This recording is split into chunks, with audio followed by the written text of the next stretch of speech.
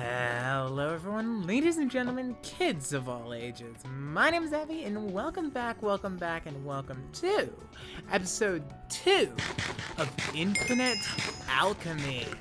Last time we got a strong start setting up our mob farm, our actual farm, and our furnaces. This time we're going to, I guess, take things a little bit slowly and focus more on tidying up our base, because we rushed furnaces and didn't care much about how everything looked on the other side of that. So let's get to that. First thing that you can see me doing here is you can see me cleaning up my dirt construction array. One, I'm going to be timesing it by 4, and also I'm going to be giving it proper walls and dyeing in the process of making it. If you'll remember what I said in the first episode, I specifically designed these things in my first playthrough for these to be vertically tileable, which makes them a really easy thing to set up, and also just allows for even bigger mass collection. And because there are a lot of different recipes like this, we're going to be using these things for so many different purposes and making a lot of these, not even just for 32s, but for 64s, maybe even more. As for the first bit of actual progression in this episode, here I'm making skystone dust, which we need skystone dust in order to make runic shears. These are very special items from roots that allow us to get certain items from other mobs or blocks or entities on the ground. Ultimately, we won't be using these much in this episode in particular. We will still use them, but we will absolutely need to use them for further into roots. Also, no surprises what I'm doing here. I'm doing the same thing I did for the dirt, but for cobblestone. Using the runic shears on growing wheat gets you wildeweed, and using the runic shears on growing beetroot gets you spirit herb. These are both going to be used in varying amounts. I also end up cleaning up the garden, but I don't show me destroying the barley and cotton. We don't really need it. Alright, now to the big part of today's episode. We are going to be building, and we are going to be doing a lot of it. And for it, I'm going to make one big central platform right now.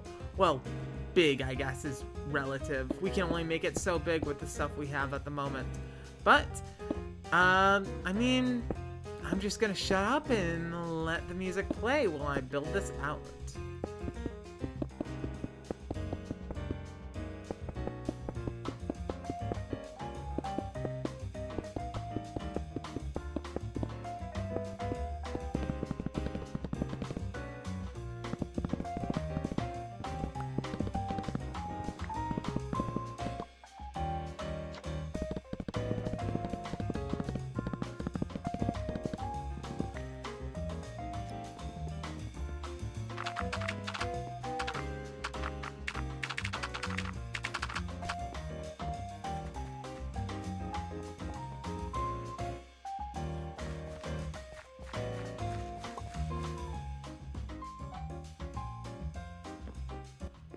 There's the first platform done. Let's do a little bit more, shall we?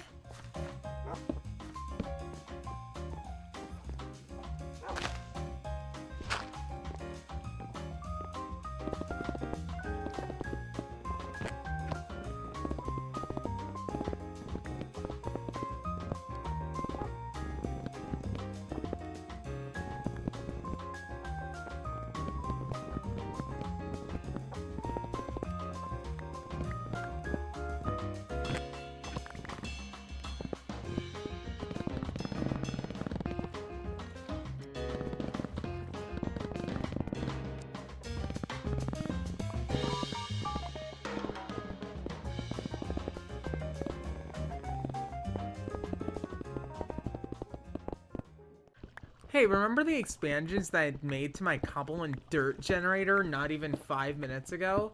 Yeah, it's time to get rid of those. Because I need to expand into where those things used to be, so looks like we gotta move them.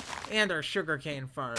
Don't worry, we'll find better homes for all of it. But yeah, it is a little bit embarrassing that I had to very quickly remove them. It's okay. So in order to store all the witch water from the dirt generator, I decided to spend 5 minutes moving it from the generator to these barrels. There's a better way of doing this. I don't know. Maybe I just didn't care. Maybe I'm just bored. But it's finished, so who cares? It's time to relocate the generators, so for one last time this episode, I'm gonna leave you with the Scarlets.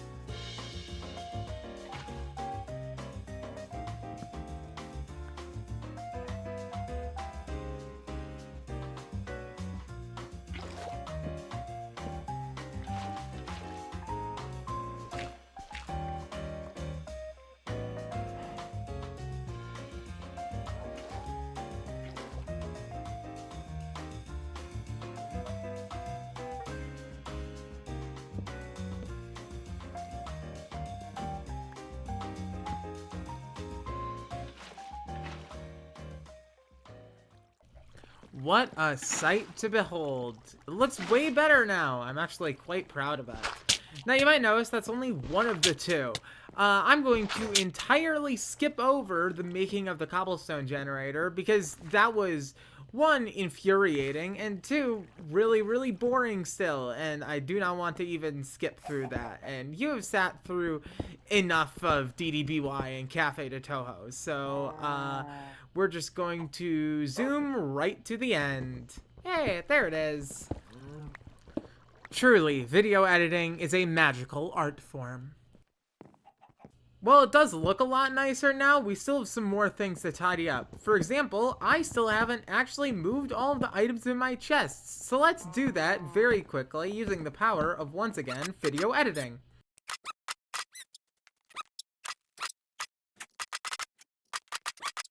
And I'm gonna give myself a snack for being so good and finally taking my Ritalin to sort these items. Did I mention we were base building today? We're going to be base building still. In this case, I'm deciding to build a bit of a lower platform to our already pre-existing platform. So I have to make a staircase down for a basement floor to a floating sky platform. You know, it's... don't worry about it. It's fine. I mean, the actual reason why I want this is I simply want it so that barrels wouldn't end up getting water when things rain into it. What I didn't expect to happen is that animals will walk down here, and if cows walk over these barrels, they will be automatically milked, which ends up becoming a sort of non-issue later down, but, you know, here are the sieves, here are the barrels, and I also end up setting the mycelia makers for witch water down here. Which water works faster with the more mycelia around it? I don't know what range that works in, so I kind of just freeballed it, which is, you know, it's the way you're meant to do it in this pack, I guess. Remember when I said I was going to be moving the sugarcane? No? Well, it's okay. You don't need to remember. Just know that I'm moving the sugarcane now. I always either completely overdo it or completely underdo it with sugarcane. And in this case, I think I'm going to completely overdo it. Which is okay, because more sugarcane is better, I guess, probably. Actually, it's not, because you can't even make paper from the stuff. So I don't know really what I'm doing. Doesn't matter. You're probably going to need it. Probably could make a singularity out of it. Who knows? I make 3 more crucibles and move them onto more heat sand below the platform. This is later going to turn into an automated setup, but we have no ways to automate anything right now, so now we just have 5 crucibles. Yay. And with that done, I think it is finally time to actually do some progression. So we're going to first make a poison potato. We are going to first make a poison potato and grab it, which we can then combine in order to make stinky, sticky water buckets, I guess. We can then put that on a tool rack in order to get just regular sticky water. I mean, no one ever said that the people making this pack were terribly creative. I mean, actually, on second thought, I did say that, so, yeah, that's on me. Anyways, having sticky water will allow us to make blue slime if we put in a stone barrel with quartz shards. We get quartz shards just from soul sand, so that was easy. This blue slime is going to be used to make a burnt slime by putting in a barrel with lava on the top of it. And we will need to use burnt slime in order to make an altar thingy. To explain better, I'm trying to get the altar, which will allow us to make ores. So we can finally actually have metals now. However, again, the way we're going to be doing this is with the altar, which takes burned slimy dirt, obsidian, and shard stone. But with that gets us our metal making machine. Also, I should explain that the way that the quests are set up, all of the optional quests will re-trigger that quest completion thing, so you are going to hear that a lot. Mod dev, Cultist Pixel, please listen to me. Disable that. Why? Okay, how does the altar work? The way the altar works is that if you place a type of stone on top of it and then a dust block on top of that, it will turn that stone block into a type of metal. For andesite, it will turn it into iron.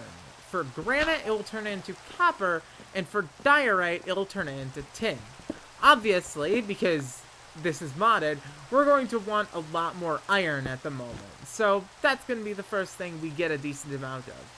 Thing is that this process is slow. It takes about 10 to 20 seconds for each ore, depending. But it's our first real way of getting ores, so we are gonna have to keep with that. Don't worry, we get a better option in this episode, so it's not gonna last very long. And with that, we have our first bits of iron. Now, the thing is that for making different stones, you can either use quartz, which is expensive to get, or there's this really interesting recipe where we can combine witch water with lava in order to get a variety of different stones. So I set up a very, very small setup for this. And just get the last bits of the ores we need in order to complete the basic metals quest. One fun thing about this pack is that for every quest you complete about a certain type of ingot, you will get 1 full block of that ingot as a quest reward, which is very, very useful in the early game where these materials are just super hard to come by. There's a couple of options to get iron in the early game. One of the ones that I was looking at a lot, and even might do in the next episode, is rot, which is a thing that you can get from zombies and some other methods. But what was very funny is that for the last couple of minutes of this episode, I just couldn't get a zombie to spawn in the farm. So, whatever. Here's a quartz grindstone. It's the next step, because we just got our first bits of copper and tin. So now our goal is to make bronze. Bronze is the same here as it is in any other pack, where it's 3 copper, 1 tin for 4. Well, I guess maybe the ratio is different. But With bronze, the thing that we're looking towards making is we are looking towards making a hammer. This hammer will allow us to make plates, which is, useful at the time. This pack does suffer from what I call Project Ozone 3 Kappa syndrome, where plates and stuff are ridiculously expensive. But we're gonna worry about that later. Don't fret. The next goal is going to involve a lot of gravel, so I make sure to collect a hearty supply of it. Having this thing makes it a bit easier. And with that gravel, we're going to also need a lot of sand, so I also make sure to get a hearty supply of that. After this time, we have finally been able to alter up enough andesite in order to get us enough iron in order to make our hammer, which is great, because now we're going to get into the final part of this episode, making the smeltery. It's a pretty big deal, obviously, as it isn't any pack, but it's not going to be cheap, so, well, let's start working towards it, shall we? Fortunately, in this pack, the grout comes cheap. There's no changes to the recipe, and because this is a skyblock pack, clay, gravel, and sand are free, basically. So that part, totally finished, and not even an issue. I even make an extra furnace just to be able to handle all of the grout that I made. The real difficult part comes from the 2 copper plates, 1 tin plate, and 1 iron gear, because that is a decent amount of metals we're going to need, and our way of making metals is just way too slow to handle it. There's just not a lot of good options at the moment, except for flint stiffened meshes, which is where we're going. Yeah, it feels a little sad, and this is kind of sub-commentary on the pack right now. Despite the fact that this pack promotes itself so much as a non-Ex Nihilo skyblock mod pack, right now, Ex Nihilo does seem to be like the best option for getting ores. This definitely will change, and there are other options to getting them, no doubt. But for right now, unfortunately, yeah, just grin and bear it with Ex Nihilo, which is, I mean, not necessarily anything wrong with that, and it is definitely unique the way you have to use Ex Nihilo, but I guess it's just a tiny gripe for the current early game. Anyways, I decided to set up a bigger version of that Witchwater lava setup we had previously, and it's pretty good. So that should hopefully be able to handle our needs for the flint stiffened meshes. On that note, let's talk about the flint stiffened meshes. For them, you're going to need a runic dust, a mesh, some wildeweed, and a whole lot of flint. In this case, I'm going to want 9 of them to fill out the 9 sieves I have, obviously. That makes 18 wildeweed, 9 meshes, 9 runestone, and 9 blocks of flint. We actually have almost enough wildeweed. I think we had exactly 17 when I checked, so that was very easy to secure. The runestone was also very easy, and the flint was self-explanatory. We had enough string for the meshes, so it was really just a matter of putting all the puzzle pieces together to get our flint stiffened meshes. And in this case, I craft them on the pyre because that is insanely cheaper. I have no idea why there's even a non-pyre recipe. Maybe just for easier non-automation, but pyres aren't hard to automate. I don't get it. There's 9 flint stiffened meshes.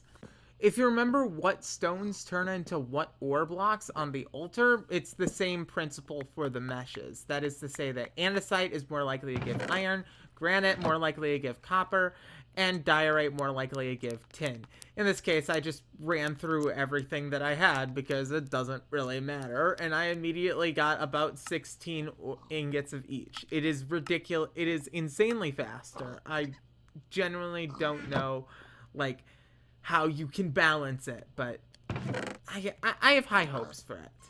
Also, all the seared bricks had finished at this time, so it is just a matter of time to make that smeltery, baby.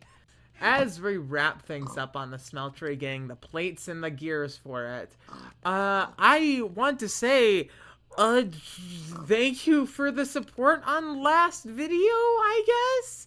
Some sort of rogue rodent seemed to have slipped into YouTube's offices and, broke a cable, and, I mean, now I have 1K views on that last video, and counting. So, yeah, that sort of made me, I guess, rush this one out, but also it's the fact that there was absolutely nothing super interesting that happened in this one because it was just a bunch of building, but thank you all for watching that last one, and I hope you all enjoy what I will be making around here.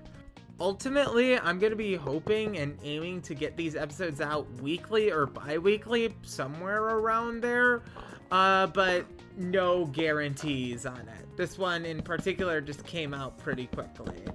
But yeah, we're just about finished with the smeltery. We got all the parts set up for it, and now we're building the last bits of the rim. So that is just about the end of this episode here. A smeltery is, you know, good progress, and we're gonna need it in order to get things like aluminum and whatever, and there's so many things we can do with both better ores and this thing finally here. Plus, we can upgrade our tools, and God, that's been long waiting. I can't wait to get the magnetic modifier, but, smelteries and all that business, well, that is a problem for next time.